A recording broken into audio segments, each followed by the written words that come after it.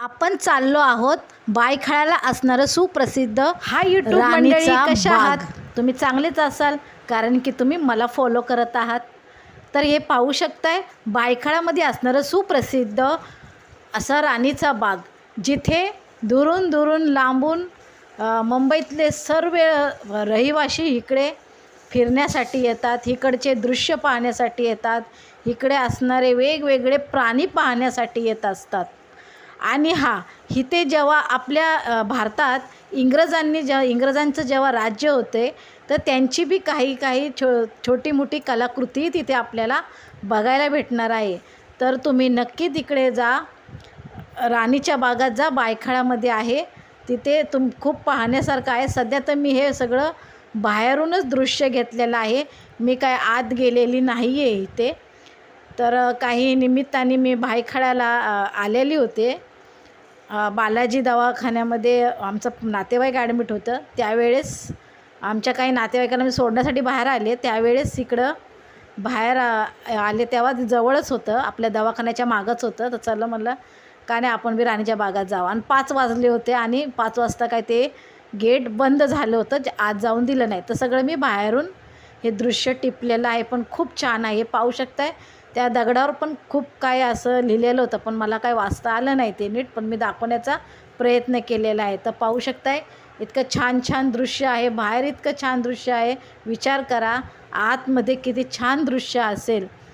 तर नक्कीच माझा व्हिडिओ आवडला तर चॅनेलला तुम्हाला सबस्क्राईब करायचं आहे, लाईक करा, शेअर करा. आणि यूट्यूबने आपल्याला हाईपचं बटन पण दिलेलं आहे, ते नक्की दाबा. त्याने आपल्याला आपले पॉईंट वाढतात आणि माझं प्रोत्साहन वाढतात.